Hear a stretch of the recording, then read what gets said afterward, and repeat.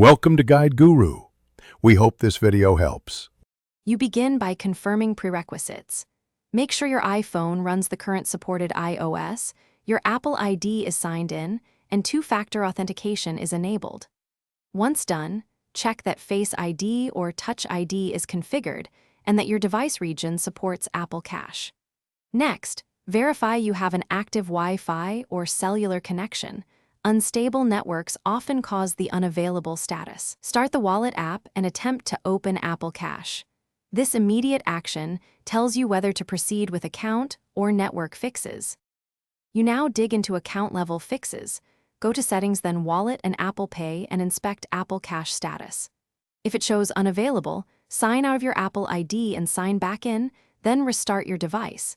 This clears many session errors. Make sure any linked bank or debit card is verified and that you completed identity verification in Wallet. Apple blocks Apple Cash until ID checks pass. If verification prompts appear, follow them methodically and supply accurate info to resolve the hold. Finish with system and support options. Update iOS to the latest release, and if problems persist, uninstall and reinstall Wallet or reset network settings. These clear cached errors.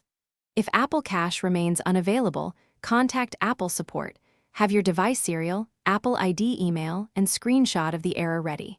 Make sure to also check with your bank for holds or restrictions that can block transfers. If nothing works, the key tip is to document timestamps and steps taken so support can escalate the issue efficiently. Thanks for watching. Consider subscribing if we helped you today.